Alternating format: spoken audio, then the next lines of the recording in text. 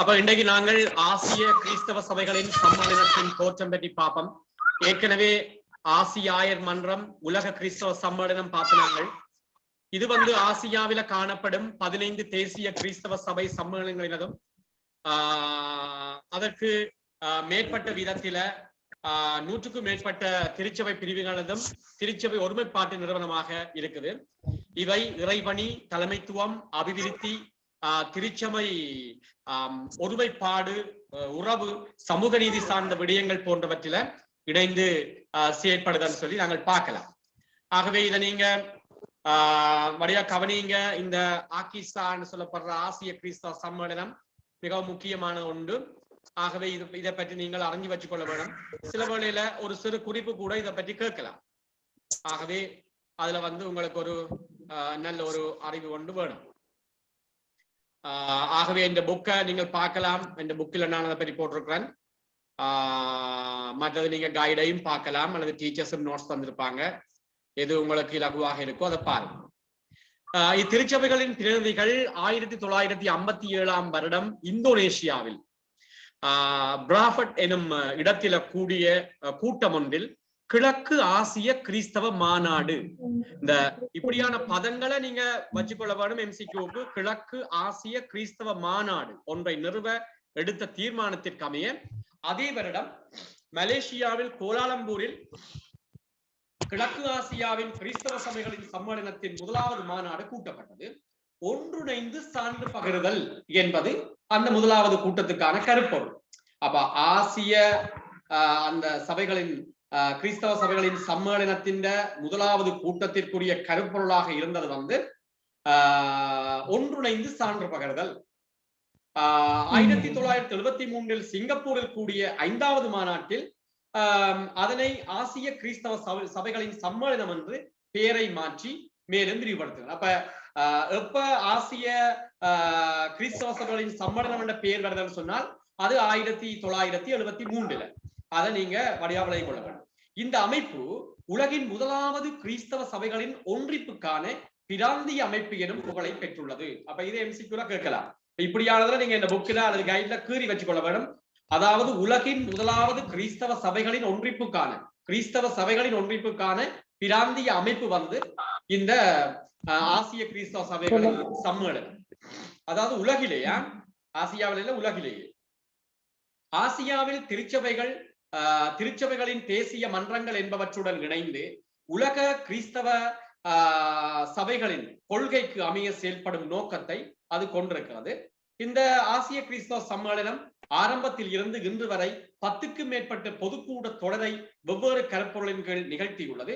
ஒவ்வொரு கூட்டத்தொடரிலும் ஆராயப்பட்ட விடயங்கள் அதன் ஆசிய கிறிஸ்தவ சபைகளின் ஆசிய கண்டம் பற்றிய பொது நோக்கத்தையும், மக்களின் சமூக நிலை குறித்த கரிசனையையும், ஆசியாவின் பல்சமய தன்மை பற்றிய முக்கியத்துவத்தையும் வெளிப்படுத்துகின்றது. ஆகவே இவ்வளவு விடயத்தையும் நீங்க ஒரு சுருக்கமாக தெரிஞ்சு வச்சிருந்தா நல்லது.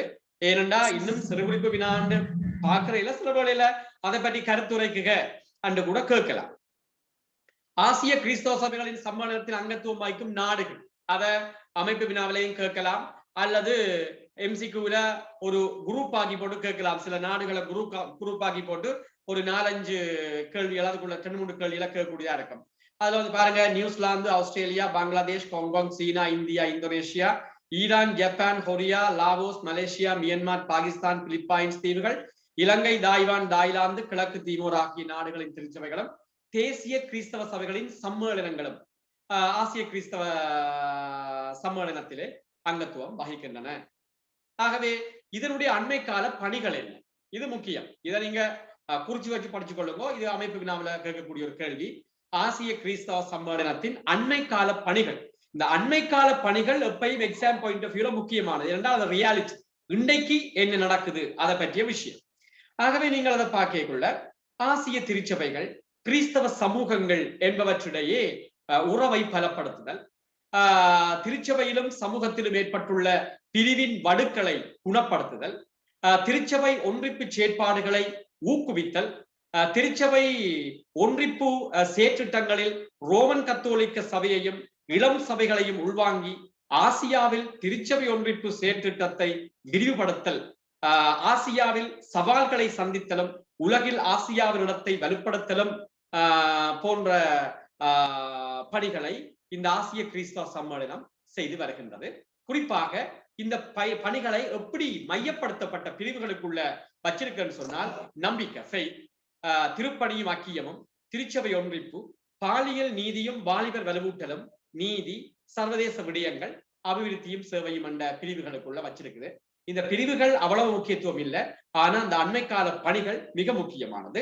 அதே வேளையில அந்த நாங்கள் ஏற்கனவே ஆசிய ஆயர் மன்றம் உலக கிறிஸ்தவ சம்மேளனத்தினுடைய சமூக நோக்கம் பார்த்தது போல இந்த ஆசிய கிறிஸ்தவ சபைகளின் சமூக நோக்கமும் உங்களுக்கு மிக முக்கியமாக தெரிய வேணும்.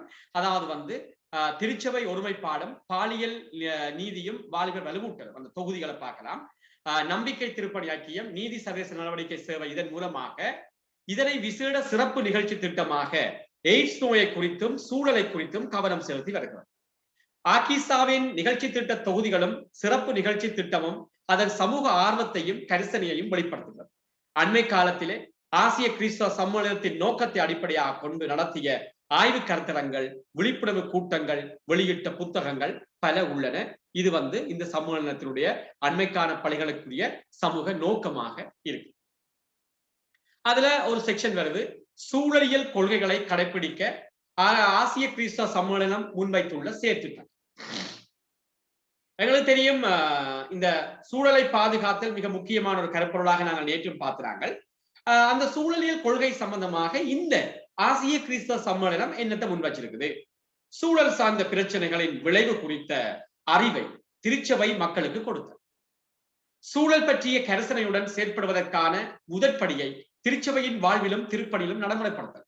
மக்களுக்கு தனியா போதித்து விட்டால் மட்டும் போதாது, என்ன செய்யணும் சொன்னால் திருச்சபை வழிகாட்டுவன், இப்படித்தான் வாழ்ந்து காட்டவன்.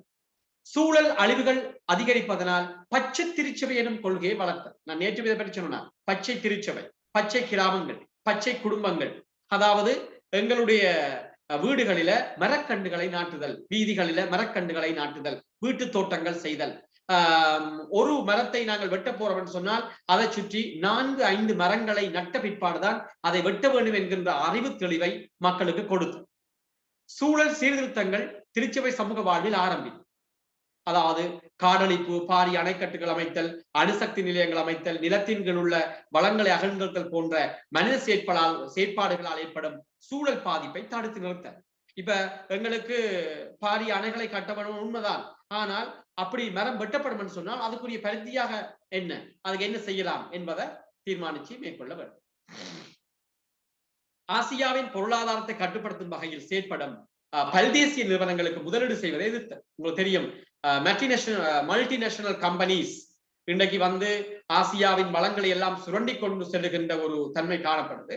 ஆகவே நாங்கள் சில வேளையில அற்ப பயன்களை பெற்றுக் கொள்வதற்காக வேண்டி எங்களுடைய வளங்களை இழக்க நாங்கள் முயலுவோம். இன்னைக்கு இலங்கையிலையும் அப்படி கணக்கு நடக்குது. ஆகவே அது எங்களுக்கு உடனடியான சில வருமானத்தை தரமா இருந்தாலும் காலப்போக்கில ஒரு நாட்டின் அழிவுக்கு வழிவகுக்கும். ஆகவே அதுக்கு எதிராக குரல் கொடுத்தல். உள்நாட்டு வளங்களை முறையாக பயன்படுத்துவதை ஊக்குவித்தல். சூழல் நீதியை நிலைநாட்டுவதன் மூலம் முழு படைப்பையும் பராமரிக்கும் கிறிஸ்தவ பங்கினை வலியுறுத்தல். இறைவன் எங்களுக்கு அழகான உலகை படைத்து தந்திருக்கிறார். ஆகவே அந்த படைப்பு பொருட்களை பாதுகாப்பது ஒவ்வொரு கிறிஸ்தவனும் கடமை என்பதை உணர வைத்தல். இது மிக முக்கியமான ஒரு விடயமாக இருக்கிறது.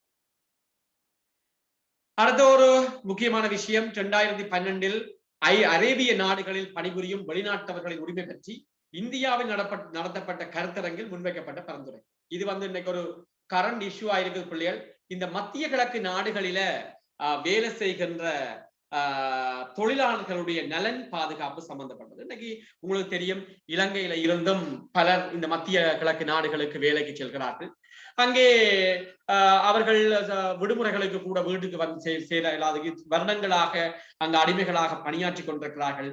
இன்னும் தங்களுடைய உறவுகளோடு தொடர்பு கொள்ள முடியாத நிலை, அவர்கள் சரியான வருமானம் பெறாத நிலை, அவர்களுடைய சம்பளங்கள் கூட உரிய நேரத்தில் கொடுக்கப்படாத நிலை என்று இந்த மத்திய கிழக்கில் பணிபுரிகின்ற தொழிலாளர்களுக்கு பல்வேறுபட்ட அநீதிகள் இழைக்கப்படுகின்ற பொழுது அதுக்கு எதிராக என்ன நடவடிக்கைகளை செய்யலாம்னு சொல்லி பார்க்கக்குள்ள அந்த இந்தியாவில் நடந்த அந்த கூட்டத்தொடரில் எடுக்கப்பட்ட தீர்மானங்கள் 1990ஆம் வருடத்திலே புலம்பெயர் தொழிலாளர்களின் உரிமைகளை பாதுகாப்பதற்கான சர்வதேச அமைப்பின் பரிந்துரைகளை நாடுகள் ஏற்று கச்சாத்திட ஊக்குவித்தது. ஆகவே அதை கட்டாயம் வச்சிருக்கணும்.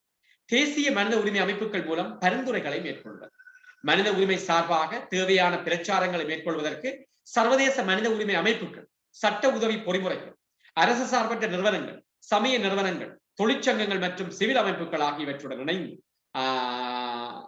ஆசிய கிறிஸ்தவ சம்மேளனம் செயல்படும். புலம்பெயர் தொழிலாளர்களுக்கு முன் அறிவூட்டல் மற்றும் பயிற்சி வழங்குதல், மொழி, சட்ட அமைப்பு, விதி, தொழில் சார்ந்த பயிற்சி இவற்றை கொடுத்தல். பணியாளர்கள் புறப்படுவதற்கு முன் அவர்களுக்கு தேவையான சட்ட ஆலோசனைகளை வழங்க, அதாவது சரியான முறையில் ரெஜிஸ்டர் பண்ணி இந்த நாட்டு அரசாங்கமும் அந்த தொழிலாளர்களை வெளிநாடுகளில் அவர்கள் எவ்வாறு வேலை செய்கிறார்கள், வழிநடத்தப்படுகிறார்கள் என்பதை கவனிக்க வேண்டும். அதே போல அவர்கள் எந்த நாட்டுக்கு போகிறார்களோ அந்த நாட்டு அரசாங்கமும் அவர்களுடைய நலனிலே அக்கறை செலுத்த வேண்டும் என்று கச்சார்கள்.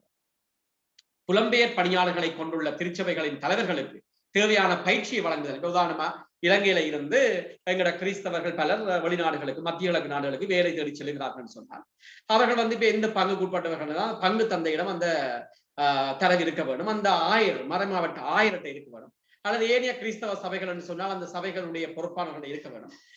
இவர்களோட இந்த மக்களுக்கு தொடர்புகள் ஏற்படாத பட்சத்துல திருச்சபை அரசுக்கு அது பற்றிய தெரியப்படுத்தி உரிய தொடர்பை அவர்களுக்கு பெற்றுக் கொடுக்கின்ற முயற்சிகளை செய்ய வேண்டும் என்று சொல்லி அந்த ஆயர்களுக்கும் அல்லது பங்கு தந்தையர்களுக்கும் அல்லது திருச்சபைக்கு பொறுப்பானவர்களுக்கும் ஆசிய கிறிஸ்தவ சம்மேளனம் சில பயிற்சிகளை கொடுக்குது.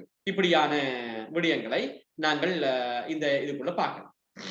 அதே போல பொருளாதாரம் பற்றிய இது முக்கியம் இல்லை, இருந்தாலும் சும்மா உங்களோட அறிவுக்காக தெரிஞ்சு வச்சுக்கொள்ளுங்க. இது எக்ஸாம் பாயிண்ட் முக்கியம் இல்லை. பொருளாதாரம் பற்றிய ஆசிய கிறிஸ்தவ சம்மேளனத்தின் கண்ணோட்டம் உலகின் பொருளாதார கட்டமைப்பில் ஏற்படும் அநீதியை குறித்து ஆராய்ந்து அதனை வெளிப்படுத்தி மக்கள் மத்தியில புரிந்துணர்வை சிறப்பாக ஆசியாவில் ஏற்படுத்துவதிலும் ஆசிய கிறிஸ்தவ சம்மேளனம் பங்களித்து வருகின்றது.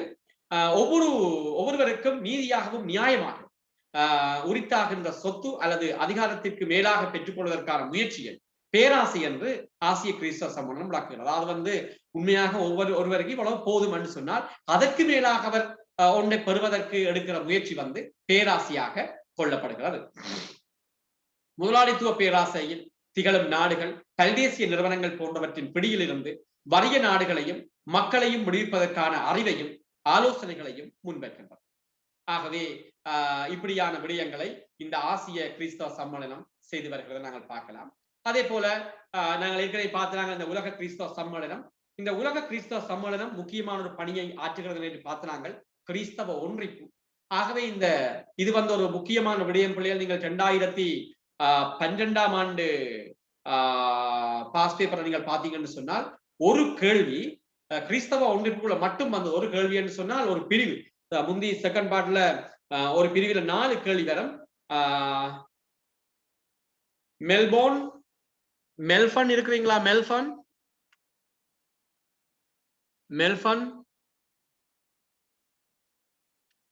மெல்பர்ன் நீங்கள் ஏதாவது கேட்கிறீங்களா? என்ன? ஓகே. கிறிஸ்தவ ஒன்றிப்பு என்ற கருப்பதம், இந்த கிறிஸ்தவ ஒன்றிப்பு என்ற கருப்பதம் ஒரு கேள்வியாக 4 பிரிவுகளை கொண்ட ஒரு கேள்வியாக வந்தது. அது மனப்பாங்க கேள்விக்குள்ளையும் இப்ப இந்த புதிய பாடத்திட்டத்துக்குள்ள வர்றதுக்குரிய சான்றுகள், சாத்தியப்பாடுகள் இருக்குது. ஆகவே நீங்கள் அதை மிகவும் கவனமாக படித்துக் கொள்ள வேண்டும். உலக கிறிஸ்தவ சம்மேளனம் இந்த கிறிஸ்தவ ஒன்றிப்புக்கு என்ன செய்யும்? கிறிஸ்தவ ஒன்றிப்பை ஊக்குவிக்கும் பணியிலே 1990ஆம் வருடங்களில் உலக கிறிஸ்தவ சம்மேளனத்தின் பொதுவான புரிந்துணர்வும் தொலைநோக்கும் என்ற பொருளிலே உலக கிறிஸ்தவ சம்மேளனம் ஒரு ஆய்வினை மேற்கொண்டு. பிள்ளைகள், நான் நேற்று உங்களுக்கு சாடியா சொன்னான், நாங்கள் சமய உரையாடல்களுக்கு போகிற பொழுது அந்த சமய தலைவர்கள் எங்களிடம் கேட்கின்றது, கிறிஸ்தவம் ஒன்றா பலவா, பைபிள் ஒன்றா பலவா, இயேசு ஒருவரா பலனவரா என்று கேட்கிறார். காரணம், இயேசு ஒருவர், பைபிள் ஒன்று, திருச்சபை ஒன்று. அப்படி இருக்கிற பொழுது நாங்கள் பல கிறிஸ்தவ சபைகளாக இருக்கிறோம்.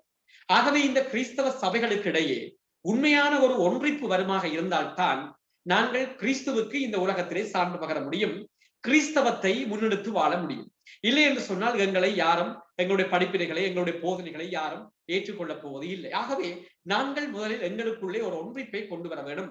அதற்கு இந்த உலக கிறிஸ்தவ சம்மேளனம் பெரும் முயற்சிகளை மேற்கொண்டு வருகிறது. உலக கிறிஸ்தவ சம்மேளனத்தின் பொதுவான புரிந்துணர்வும் தொலைநோக்கும் என்ற ஆய்வு அறிக்கையை ஆதாரமாக கொண்டு உலக கிறிஸ்தவ சம்மேளன திருச்சபைகளின் ஒன்றிப்பை ஊக்குவிக்கும் பணியிலே தொடர்ந்தும் ஈடுபட்டது. வைதீக திருச்சபைகள் அதாவது உலக கிறிஸ்தவ சம்மேளனத்தில் பங்கேற்பது எப்படி என்பது பற்றி ஆராய்வதற்காக ஒரு சிறப்பு குழு நியமித்து நடவடிக்கை எடுத்து முயற்சி கைகூடும். உங்களுக்கு தெரியும், கீழைத்தேய திருச்சபைகள் 9வது பாடத்தில் நீங்கள் படிச்சிருப்பீங்கள். மலபார் திருச்சபைகள் அண்ணன் நீங்கள் படிச்சிருப்பீங்க, மலங்கார திருச்சபை படிச்சிருப்பீங்க, வைதிக திருச்சபை படிச்சிருப்பீங்க. அந்த வைதிக திருச்சபைக்குள்ள ஜகோபித்தர்கள் டெண்டா பிரிக்க அப்படி கரக படிச்சிருப்பீங்க. ஆகவே இப்படி நீங்க இதுக்கே கூட இந்த வைதிக திருச்சபையினுடைய தன்மையை ஆர்த்தோடாக்ஸ் சர்ச்சஸ். ஆகவே அந்த திருச்சபைகளை இன்னைக்கு இதுக்குள்ள நாங்கள் கொண்டு வரலாமா? ஏன்னா அவர்களுடைய வழிபாட்டு முறைகள் எல்லாம் வித்தியாசமானது, கீழைத்தேச மரபை ஒட்டியது. அவர்கள் இதுக்குள்ள கொண்டு வரலாமா? அந்த சிறப்பு குழு கூடியது. 2002ஆம் வருடத்திலே உலக கிறிஸ்தவ சம்மேளனத்தில் பல திருச்சபைகள் மத்தியில் தீர்மானங்கள் எடுக்கும் போது வாக்களிக்கும் முறைக்கு பதிலாக ஒருமனப்பட்ட தீர்மானத்துக்கு வரும் முறையை ஊக்கப்படுத்துகிறது. அதாவது இன்னைக்கு அரசுகள் தான் voting சிஸ்டத்தை வச்சிருக்கிறார்கள். ஆகவே நாங்கள் திருச்சபையிலே இந்த voting சிஸ்டம் வேண்டாம், வாக்கெடுப்பு வேண்டாம், நாங்கள் மனதார ஒருமனப்பட்ட ஒரு தீர்மானத்துக்கு வருவோம் என்ற முயற்சிகளை எடுத்தார்கள். திருச்சபைகளின் ஒன்றிப்பை ஊக்குவிக்கும் முகமாக 21ஆம் நூற்றாண்டின் ஆரம்பத்திலே 2 உலக மாநாடுகளை நடத்தினார். 21ஆம் நூற்றாண்டில் திருச்சபைகளின் ஒன்றிப்பு என்ற தொனிப்பொருளிலே கூடிய மாநாடு திருச்சபை ஒன்றிப்பு இயக்கத்தை மீள்வடிவமைப்பது பற்றி ஆராய்ந்தது. இப்படியான விடயங்களை நாங்கள் இந்த கிறிஸ்தவ சம்மேளனத்தினுடைய கிறிஸ்தவ ஒன்றிப்புக்கான முயற்சியாக நாங்கள் பார்க்கிறோம். ஆகவே இனி வரப்போற கேள்விகள் உங்களுடைய எக்ஸாம் பாயிண்ட் ஆஃப் வியூ மிகவும் முக்கியம். ஆகவே இதை நீங்கள் வழியா கட்டமிட்டு படியுங்க. இது மனப்பான கேள்விக்கு மறப்போது அப்படின்னா பாருங்க. வரலாற்றில் கிறிஸ்தவம் பிளவுபட்டு இருந்தது என்பதனை சுருக்கமாக விளக்கும். பிள்ளைகள், இன்றைக்கு நேற்று திருச்சபைக்குள்ள உறவுகள் ஏற்பட்டதில்லை. திருச்சபை எப்ப ஆரம்பிச்சதோ ஆரம்ப காலத்திலேயே திருச்சபைக்குள்ளே பல்வேறுபட்ட உடைவுகள் ஏற்பட தொடங்கியது. ஆனால் இன்று வரை திருச்சபை நிலைத்து நிற்கிறது. நான் என்னுடைய பிரசங்கங்களையும் சொல்றது கூட, பிள்ளைகளே, இன்றைக்கு எத்தனை பேர் தான் திருச்சபை விட்டு போனாலும் திருச்சபை ஒரு காலம் அழிவடைந்து போகாது. ஏனெனில் அது ஆண்டவர் இயேசுவால ஸ்தாபிக்கப்பட்ட பலம் வாய்ந்த அமைப்பு. நீங்கள் மத்தேயு புத்தகம் 16 வாக்கியம் 18 படிக்கிற பொழுது அங்கே சொல்லப்படுகிறது, பேதுரு உன் பெயர் பாறை, இந்த பாறையின் மேல் என் திருச்சபையை கட்டுவேன், நரகத்தின் வாயில்கள் அதன் மேல் வெற்றி கொள்ளா, நீ எதெல்லாம் மண்ணகத்தில் கட்டுவாயோ விண்ணகத்திலும் கட்டப்பட்டதாக இருக்கும், எதெல்லாம் மண்ணகத்தில் அவிழ்ப்பாயோ விண்ணகத்திலும் அவிழ்க்கப்பட்டதாக இருக்கும் என்று சொன்னார். ஆகவே ஆண்டவர் இயேசுவால ஸ்தாபிக்கப்பட்ட திருச்சபை வரலாற்றிலே எத்தனையோ உடைவுகளை பிளவுகளை சந்தித்த போதிலும் என்றும் நிலைத்திருக்கிறது என்று சொன்னால் அது மனிதர்களுடைய உருவாக்கம் அல்ல, அது கடவுளுடைய உருவாக்கம், கடவுளுடைய வழிநடத்தல். அதனாலதான் திருச்சபை இன்றைக்கும் நிலைத்து நிற்கிறது என்கின்ற விசுவாசம் உங்கள் ஒவ்வொருவருக்கும் நிச்சயமாக வர வேண்டும். ஒரு கட்டத்திலே திருத்தூதர்களை ஜூதர்கள் பிடித்து சிறையில் அடைத்தார். அந்த வேளையில நீங்கள் திருத்தூதர் பணியை படிக்கலாம். 4ஆம் அதிகாரம். கமாலியேல் என்கின்ற சட்ட வல்லுனர் ஜூதர்களை பார்த்து ஜூதர்களுடைய தலைவர்களை கூப்பிட்டு சொன்னார், நீங்கள் இவர்களை விட்டுடுங்க. ஏனென்றா இவர்கள் செய்கிற காரியம் மனிதர்களுடைய காரியமாக இருந்தால் அது தானாகவே அழிந்து போய்விடும். இவர்கள் செய்கிற காரியம் கடவுளுடைய காரியமாக இருந்தால் நீங்கள் இவர்களை அழிக்க முடியாது, மாறாக கடவுளோடு நீங்கள் போர் செய்ய நேரிடும்.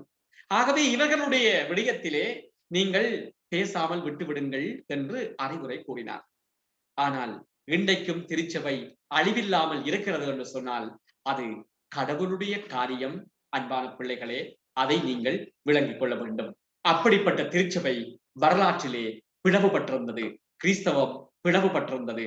எப்படி என்று சொன்னால், முதலாவது ஆரம்பத்திலே நீங்கள் பார்க்கலாம், அதை நான் இதுல என்ற புத்தகத்துல போட இல்லை, ஆனால் நீங்க அந்த விளக்கத்தை எடுக்கலாம். உங்களுக்கு தெரியும், எபிரிய மொழி பேசுவோருக்கு எதிராக கிரேக்க மொழி பேசும் கைம்பெண்கள் கிரேக்க மொழி பேசுவோர் முறையீடு செய்கிறார்கள். நாள்தோறும் நடைபெறும் அறப்பணிகளில் எங்கள் கைம்பெண்கள் கவனிக்கப்படவில்லை என்று முறையீடு சொன்னார். அங்கே ஒரு சின்ன பிரச்சனை ஒன்று ஆரம்பிக்கிறது. ஆகவேதான் அந்த பிரச்சனைக்கு தீர்வு காண மூப்பர்கள், அதாவது திருத்தூதர்கள் திருத்தொண்டர்களை நியமித்தார்கள் என்று சொல்லி நீங்கள் 6ஆம் பாடத்துல அதை பற்றி படிக்கலாம். ஆகவே அதுக்கு பிறகு நீங்கள் பார்க்கலாம், புதிய ஏற்பாட்டு காலத்திலே பவுலுடைய கடிதங்கள், குறிப்பாக நீங்க 1 கொரிந்தியர் படிக்கைக்குள்ள பவுல் கொரிந்திய திருச்சபையில் ஏற்பட்ட பிளவு பற்றி கூறுகையில, நான் அப்பல்லோவை சார்ந்தவன், நான் கேபாவை சார்ந்தவன், கேபான்னா பேதுரு, நான் பவுலை சார்ந்தவன் என்று சொல்லி அக்கால ஆதி கிறிஸ்தவர்கள் மத்தியிலேயே இப்படிப்பட்ட பிளவுகள் காணப்பட்டது. அதுக்கு பிறகு நீங்கள் பார்க்கலாம் 4ஆம் 5ஆம் நூற்றாண்டிலே ஏற்பட்ட திரிவு கொள்கைகள். அதைத்தான் நீங்கள் 7வது பாடத்திலே பேதகங்கள் என்று சொல்லி படிச்சிருப்பீங்க. 7வது 6வது 7வது இல்ல 6வது. சோ அதுல வந்து நீங்க ஆரியுஸ், நெஸ்தோரியுஸ், பெலாகியுஸ் போன்றவருடைய திரிவு கொள்கைகள், அதன் காரணமாக அங்கே உடைவு ஏற்படுது. உங்களுக்கு தெரியும், இந்த நெஸ்தோரியஸ்னால வந்து பாரசீக நாட்டிலே ஒரு திரிவு கிறிஸ்தவம் ஒன்று உருவாகுது. அதை நெஸ்தோரியன் மறை என்று அழைத்தார்கள். அதை நீங்கள் 9ஆம் பாடத்தில் படிக்கக்குள்ள அனுராதபுர காலத்திலே இலங்கையில் கிறிஸ்தவர்கள் வாழ்ந்தார்கள் என்பதற்குரிய சான்றுகள்ல நெஸ்தோரியனுடைய சிலுவை, அவருடைய தலைமுறைக்கப்பட்ட நாணயங்கள், நெஸ்தோரியனுடைய காலத்தில் பயன்படுத்தப்பட்ட சிலுவை, அவனுடைய தலைமுறைக்கப்பட்ட நாணயங்கள் கண்டுபிடிக்கப்பட்டதாக நீங்கள் படிச்சிருக்கீங்க. ஆகவே இப்படி வந்து அங்கே உடைவுகள் ஏற்பட்டதை பார்க்கலாம். அதுக்கு பிறகு 11ஆம் நூற்றாண்டிலே மேலைத்திய திருச்சபை, கீழைத்திய திருச்சபை என்கின்ற பிளவுகள் ஏற்படுகிறது. கீழைத்திய பிதா மேலைத்திய ரோமை பாப்பாண்டவருக்கு இருக்கிற அதிகாரம் எல்லாம் தனக்கும் வேண்டும் என்று விடாப்பிடியாக இருந்தார். அதற்காக வேண்டி அவர் கீழைத்திய திருச்சபையை மேலைத்தியத்திலிருந்து பிரித்து கீழைத்திய திருச்சபை என்ற பெயரோட அவர் இருந்தார் என்று சொல்லப்படுகிறது. அதுக்கு பிறகு நீங்கள் பார்க்கலாம் 16ஆம் நூற்றாண்டில சீர்திருத்தம் என்ற போர்வையில மார்ட்டின் லூதர், ஸ்விங்லி, கல்வின், மற்றது 8ஆம் ஹென்றி, இப்படியானவர்கள், பிறகு ஜான் வெஸ்லி, அப்படியானவர்கள் பலர் திருச்சபையில இருந்து பிரிந்து பல சபைகளை உருவாக்குகிறார்.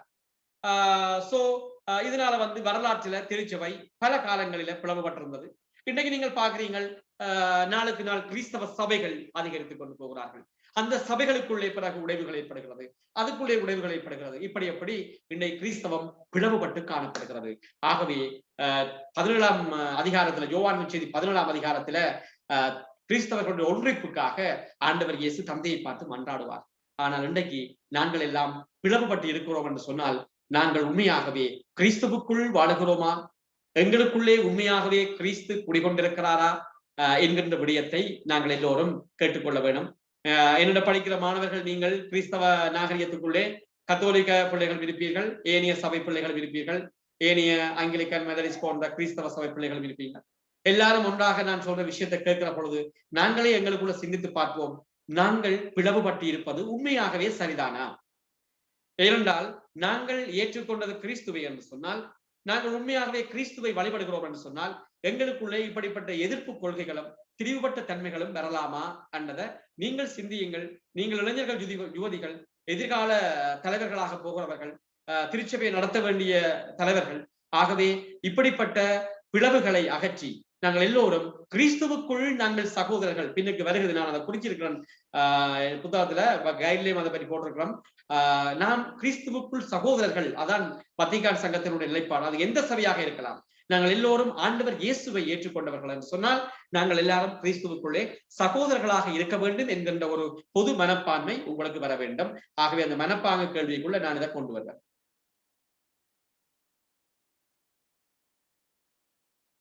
அடுத்தபடிய பிள்ளைகள், கிறிஸ்தவ ஒன்றிப்பு என்பதன் பல்வேறுபட்ட கருப்பதங்கள், புரிதல்கள். அதாவது கிறிஸ்தவ ஒன்றிப்புண்டா என்ன, ஏன் அதை நாங்க அப்படி சொல்றோம்?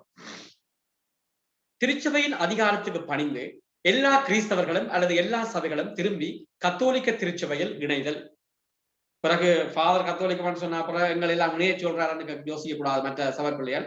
அதாவது ஆண்டவர் இயேசுவால ஸ்தாபிக்கப்பட்டு தொடக்க திருச்சபையாக இருக்கிற திருச்சபை என்றபடினால அதுல இருந்து பிளவுபட்டு போறவர்கள் அத்தனை பேரும் அதே திருச்சபையில, தாய் திருச்சபையில இணைய வேண்டும் என்று இந்த கிறிஸ்தவ ஒன்றிப்பு சொல்லுது.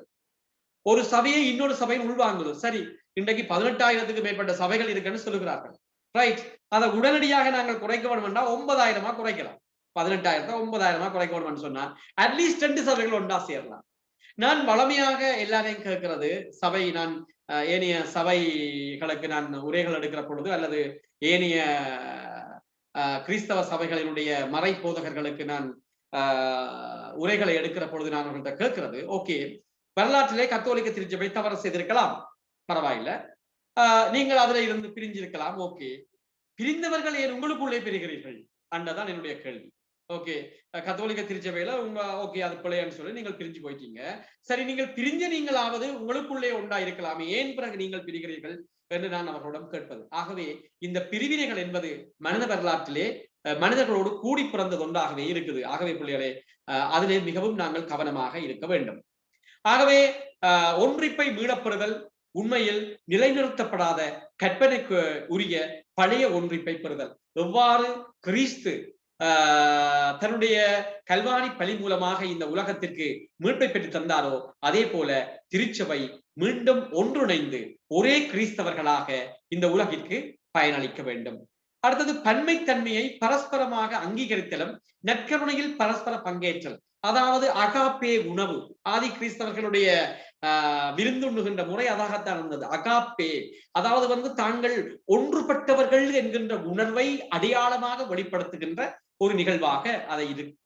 அடுத்தது இயைந்த ஒருமைப்பாட்டை ஏற்படுத்த நட்புறவு அல்லது அமைப்பு ரீதியான ஒன்றிப்பு. சரி, நாங்கள் எங்களுக்குள்ளே பிரிந்திருக்கிறோம், பரவாயில்லை, ஆனால் நாங்கள் பல விடயங்களிலே ஒன்றாக வருவோம், ஒன்றாக வந்து சில நல்ல காரியங்களை நாங்கள் செய்வோம். யோவான் 17ஆம் அதிகாரத்தில் வரும் ஒற்றுமை பற்றிய கருத்துக்கள், தந்தையே நாங்கள் ஒன்றாய் இருப்பது போல் இவர்களும் ஒன்றாய் இருப்பார்களாக அன்றுதான் ஆண்டவர் இயேசு தந்தையை பார்த்து எங்களுக்காக வேண்டினார். அவருடைய செபத்தினுடைய அந்த ஆசீர்வாதம் எங்களுக்கு கிடைக்க வேண்டும் என்று சொன்னால் நாங்கள் நிச்சயமாக உண்டா வர வேண்டும். திருச்சபை இறைமக்கள் சமூகம் எனும் 2ஆம் வத்திக்கான் சங்க எட்டின் கருத்தியல். திருச்சபை இறைமக்கள் சமூகம் எனும் 2ஆம் வத்திக்கான் சங்கம் ஏட்டின் கருத்தியல். அதாவது திருச்சபை இறைமக்கள் சமூகம் என்றால் நாங்கள் ஒரே சமூகமாக இருக்க வேண்டும். திருச்சபை ஒற்றுமையின் திருவருட்சாதனம். அதே வேளையில இன்னொரு விடத்தையும் குறிச்சுக் கொள்ளலாம். திருச்சபை இறைவனுக்கும் மனிதனுக்கும் இடையேயான உறவு பாலம்.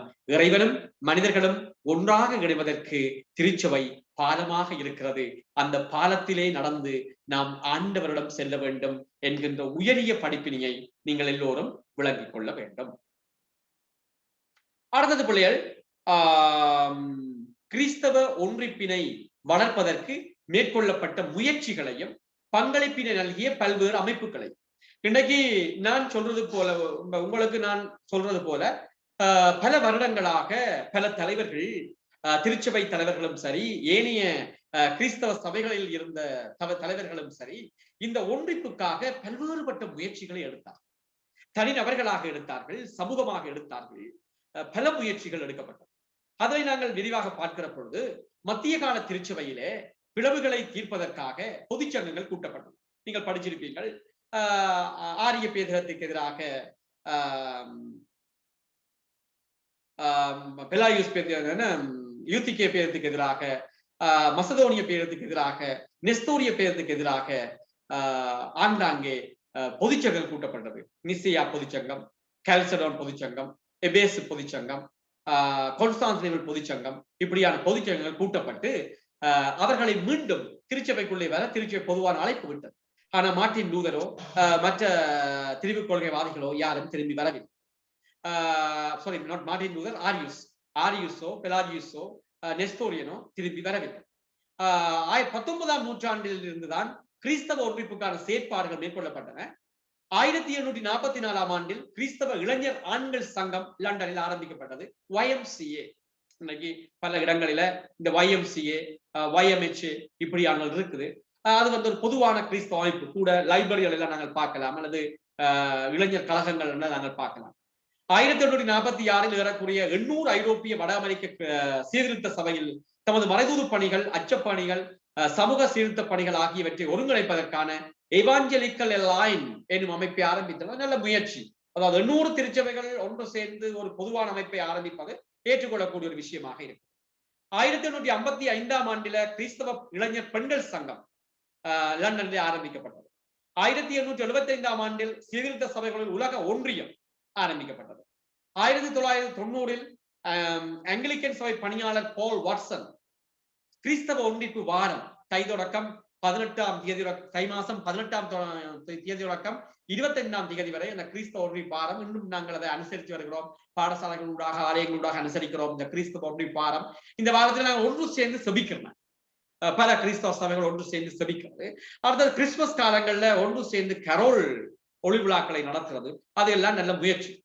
கிறிஸ்தவ ஒன்றிப்புக்கான கிறிஸ்தவர்கள் 8 நாட்கள் கடவுளை வேண்டி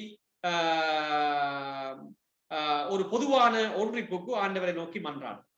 1919ஆம் ஆண்டில் ஆங்கிலிக்கன் சீர்திருத்த சபைகள் இணைந்து எடின்பா நகரிலே அனைத்துலக நற்செய்தியாளர் மாநாட்டு கூட்டத்தில் இருந்து கிறிஸ்தவ ஒன்றிப்புக்கான இயக்கம் ஆரம்பித்தது. கிறிஸ்தவ ஒன்றிப்புக்கான இயக்கம் 1919ஆம் ஆண்டு ஆரம்பிச்சிருக்குது. அந்த ஆண்டு உங்களுக்கு கட்டாயம் தேவை. 1965 அதுல அந்த ஒன்று அடிப்படையில 1965 திருத்தந்தை 6ஆம் பவுல் கிறிஸ்தவ பிரிவினைக்காக அனைத்து திருச்சபைகளிடமும் மன்னிப்பு கோரினார். ஏனென்றா பிள்ளைகளே, சில வேளைகளில் வரலாற்றில் கத்தோலிக்க திருச்சபை தவறு செய்து நீங்கள் பிரிந்திருந்தால் அதற்காக உங்களிடம் மன்னிப்பு கேட்கிறோம் என்று சொல்லி திருத்தந்தை 6ஆம் பவுல் பகிரங்கமாக மன்னிப்பு கோரினார். கிழத்தே மறைத்தந்தை அத்தனாகோரை சந்தித்து உரையாடினார். திருத்தந்தையர்கள் 2ஆம் யோவான் பவுல், 16ஆம் பெனடிக்ட், பிரான்சிஸ் ஆகியோரினால் 2ஆம் வத்திக்கான் சங்கத்தின் படிப்பினைகளுக்கு அமைய கிறிஸ்தவ ஒன்றிப்புக்கான முயற்சிகள் எடுக்கப்பட்டு வந்துள்ளன. உங்களுக்கு தெரியும், இப்பயும் பாப்பாண்டவர் பிரான்சிஸ், திருத்தந்தை பிரான்சிஸ் பல முயற்சிகளை இந்த ஒன்றிப்புக்கு எடுத்து வருகிறார். அனைத்து கிறிஸ்தவ திருச்சபைகளுக்கும் பொதுவான திருவிலியம் மொழிபெயர்க்கப்பட்டுள்ளது. அதை இப்ப நீங்க பார்க்கலாம். இப்ப இன்னைக்கு நாங்கள் ஒரு பொதுவான பைபிள் பாதிக்கிறோம். அந்த மொழி நடைகளை எல்லாம் மாற்றி ஒரு பொதுவான பைபிளை நாங்கள் இன்னைக்கு பாதிக்கக்கூடியதாக இருக்குது. அதெல்லாம் இந்த கிறிஸ்தவ ஒன்றிப்பினுடைய ஒரு விடயமாக இருக்கும். நீங்க இந்த கேள்விய மிக மிக கட்டமிட்டு படியுங்க. இந்த பாடத்துக்குள்ளே மிகவும் ஒரு உன்னதமான கேள்வி. பல்சமய உரையாடலுக்கு கிறிஸ்தவ ஒன்றிப்பின் அவசியத்தை குறித்து விவரிക്കുക அல்லது ஆராய்க. இதை நான் ஏற்கனவே உங்களுக்கு சொன்னான். மற்ற சமயத்தவர்கள் எங்களை பார்த்து கேட்கின்ற கேள்வி, நீங்கள் ஏன் உங்களுக்குள்ளே பிரிந்திருக்கிறீர்கள்? நீங்கள் ஏன் உங்களுக்குள்ளே பிரிந்திருக்கிறீர்கள்? இதை மற்றவர்கள் எங்களை பார்த்து கேட்கிறார்கள். ஆகவே இது ஒரு கட்டுரை வினாவில ஆனா பகுதியில வரக்கூடிய கேள்வி பிள்ளைகளே. இதை நீங்க வடிவா விளங்கிக் கொள்ளுங்க. கிறிஸ்தவ ஒன்றிப்பே கிறிஸ்துவின் விருப்பம், எதிர்பார்ப்பு என்பதை உணர்வது. அதை நாங்க எல்லாரும் ஏற்றுக்கொள்ள வேண்டும். அவருடைய படிப்பினையிலும் சகோதரத்துவம் ஒற்றுமையும் என்று நீங்கள் படிச்சிருப்பீங்க. சகோதரத்துவம் ஒற்றுமை. கிறிஸ்து ஒன்றிப்பைத்தான் விரும்பினார். அனைவரும் தன்னில் ஒன்றாக இருக்க வேண்டும் தான் சொன்னார். நான் திராட்சை கொடி, நீங்கள் அதன் கிளைகள் என்ற படிப்பினை மூலமாக எங்களுக்கு பல விடயங்களை இயேசு சொல்லித் தருகிறார். கிறிஸ்தவ சபையில் பிளவுக்கு காரணம் சபைக்காரர்களிடையே உரையாடல் புரிந்துணர்வு இல்லாமை, ஏனைய சபைகள் பற்றிய தெளிவின்மை, இறையியல் பதங்களின் தெளிவின்மை என்பதை உணர்ந்து உண்மையான உரையாடல் மூலம் இவற்றை தீர்த்தல். ஓகே, இப்ப இன்றைக்கு குடும்ப பிரச்சனை வருது, அம்மா அப்பா பிரிஞ்சு போறாங்க, சொல்ல சேருவாங்க, சேர வேணும், பிள்ளைகளுக்காக, தங்களுக்காக, வாழ்வுக்காக சேர வேணும். அதுபோல இன்றைக்கு பிரிஞ்ச கிறிஸ்தவ சபைகள் எல்லாம் ஒன்று சேர வேணும், உண்மைகளை கண்டுகொள்ள வேணும். ஆகவே அது பல்சபை உரையாடலுக்கு அவசியம். 2ஆம் வத்திக்கான் சங்கத்தின் கிறிஸ்தவ ஒன்றிப்புக்கு ஒரு உத்வேகத்தை கொடுக்கிறது. உங்களுக்கு தெரியும், 2ஆம் வத்திக்கான் சங்கம் திருச்சபையினுடைய கொள்கை கோட்பாடுகளில் இருந்து எவ்வளவோ விடயங்களை மக்களுக்கு ஏற்ற விதத்திலே மாற்றி அமைச்சிருக்கிறார். அண்மையில் கூட்டு முயற்சியாக புதிய தமிழ் சிங்கள மொழிபெயர்ப்பாக பொது திருவிலியம் வெளியிடப்பட்டது. முந்தி நாங்கள் அது வேற விவிலியம், இது வேற விவிலியம் சொல்லிக் கொண்டிருக்கிறோம். இன்னைக்கு பொது விவிலியம் இருக்குது. ஏன் நாங்கள் பிரிக்கணும்? ஏன்னா இந்த மொழிபெயர்ப்பால் தான் இந்த பிரச்சனை எல்லாம் வந்தது. ஏன் இப்ப இன்னைக்கு 73 நூல்கள் கத்தோலிக்க திருவிலியத்திலே, சபைகளினுடைய விவிலியத்துல 66 நூல்களும் இருக்குது. அப்ப அந்த 7 நூல்களை ஏன் ஏற்றுக்கொள்ளல என்று சொன்னால், அது உண்மையிலே அறியாத்தன். இந்த 7 நூல்களும் ஜூதர்கள் ஏற்றுக்கொள்றதில்லை.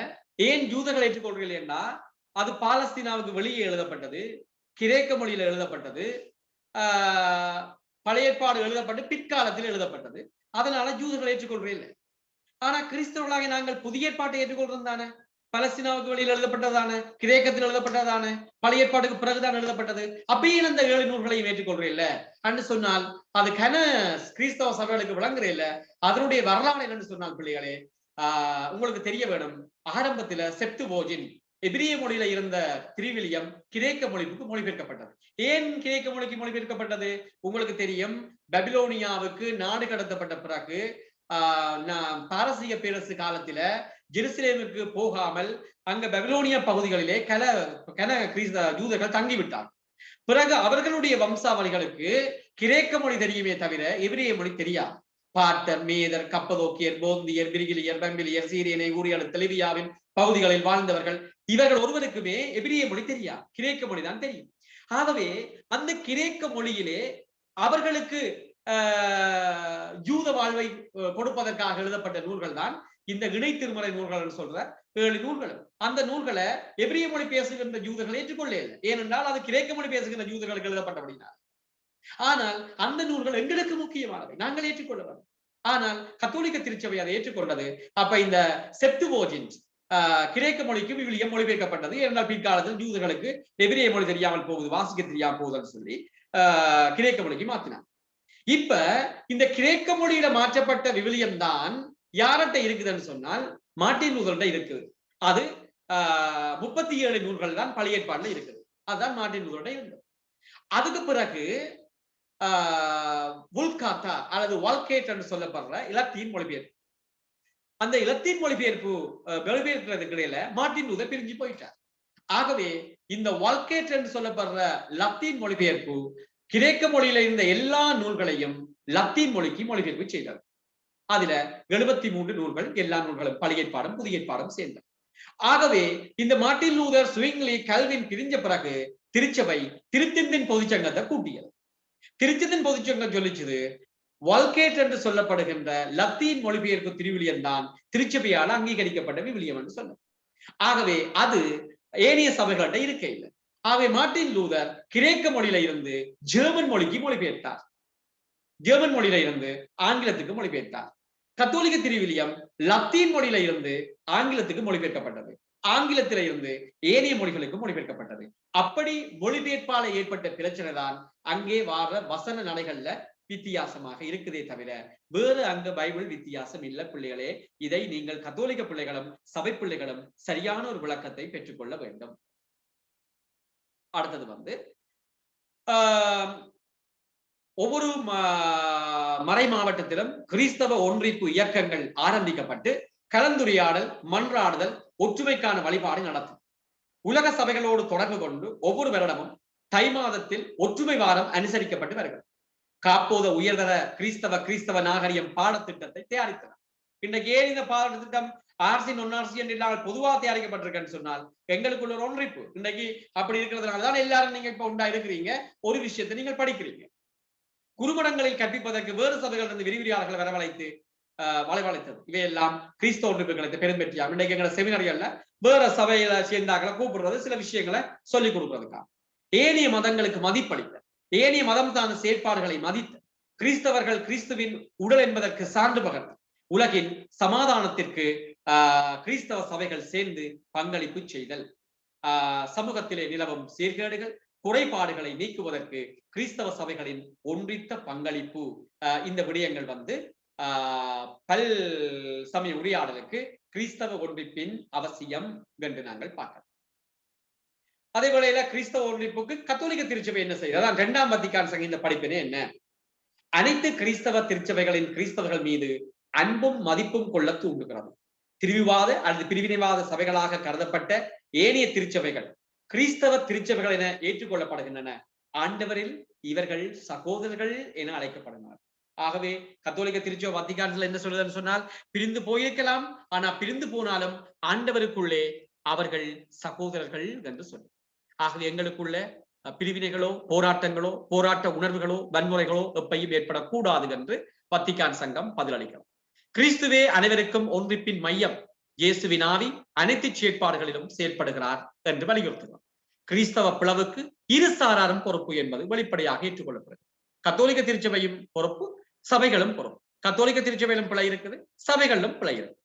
1974 தென்னிந்திய திருச்சபைகள் ஒன்றிணைந்தன. சுருக்கமாக இவ்விதி தொகுப்பு கிறிஸ்தவர்கள் ஒருவர் மீது கொண்டுள்ள மனநிலையை மாற்றத்தை ஏற்படுத்த முயல்கிறது. ஒரு தொடர் சீர்திருத்தம் எல்லா திருச்சபைகளிலும் ஏற்படுவதற்கு அனைத்து திருச்சபைகளும் அழைக்கப்படுவது உணர்த்தப்படுகிறது. அதே போல பல்சமய உறவு பற்றி 2ஆம் வத்திக்கான் சங்கத்தின் படிப்பினைகள் நாங்கள் பார்க்க திருச்சபை என்ற கோட்பாடு விளக்கம். திருச்சபை என்றால் என்ன? நாங்கள் அதுக்குள்ள கத்தோலிக்கம் என்ற பதில பார்க்கிறோம். பொதுவானது, எல்லாருக்கும் பொதுவானது. திருச்சபை நற்செய்திப்படி பற்றிய விதி தொகுப்பு, கிறிஸ்தவம் அல்லா மறைகளோடு திருச்சபைக்குள்ள உறவு, இன்றைய உலகில் திருச்சபை பற்றிய கொள்கை விளக்கம் ஆகியவற்றிலே சங்கத்தின் படிப்பினைகள் குறிப்பாக காணலாம். கடைசியான பகுதி 40வது பகுதியாக இருக்குது. அதுல பல்சமய ஆசிய ஆயர்கள் மன்றத்தின் பல்சமய உரையாடல். இப்ப நாங்கள் இந்த பல்சமய உரையாடலுக்கு கிறிஸ்தவ ஒன்றிப்பு எவ்வளவு அவசியம் என்று பார்த்த போல ஆசிய ஆயர் மன்றத்தின் பல்சமய உரையாடல் பற்றிய படிப்பினைகள் என்னன்னு சொல்லி நாங்கள் பார்க்கலாம். இறை வழிபாட்டு நடந்த நிலமான ஆசியா, உங்களுக்கு தெரிய வேணும் பிள்ளைகள், கிறிஸ்து பிறந்தது ஆசியாவிலே, கிறிஸ்தவம் தோன்றியது ஆசியாவிலே. ஆனால் ஆசியர்களாகிய எங்களுக்கு கிறிஸ்தவத்தை பரப்பியது ஐரோப்பியர்கள். அதனால நாங்கள் கிறிஸ்தவத்தை மேலை நாட்டு மதம் என்று சொல்கிறோம். கிறிஸ்தவம் மேலை நாட்டு மதம் அல்ல, கிறிஸ்தவம் கீழை தேசம். கிறிஸ்து கீழை தேசமாகிய ஆசியாவிலே பிறந்தார். கிறிஸ்தவம் தோன்றியதும் அங்கே, துறவரம் தோன்றியதும் அங்கே. ஆகவே அதை நாங்கள் புரிந்து கொள்ள வேண்டும். புத்த, இந்து, இஸ்லாமிய ஆன்மீக மரபுகளில் காணப்படும் உண்மையானதையும் புனிதமானதையும் எல்லா மனிதர்களையும் ஒளிர்க்கின்ற ஒளி அந்த ஒரே உண்மையின் ஒளி என்பதனால் திருச்சபை அவற்றை மகிழ்ச்சியுடன் ஏற்றுக்கொள்ளும் போது நற்செய்தி அறிவிப்பு கடமை குறைவுபட்டதில்லை. பிள்ளைகளே, எல்லா மதங்களும் கடவுளை ஒளியாக பார்க்கிறது. இந்து சமயம் சொல்லுகிறது அவங்களோட புராணத்திலே, வணங்குவாய் யுகஜோதி ஒருவனாகி மாநிலத்தை வந்துதித்து திறனான சித்தர்களை அமர்த்திவிட்டு சென்றவனை வணங்கு. ஆகவே ஜெகஜோதி என்று சொல்லுகிறது.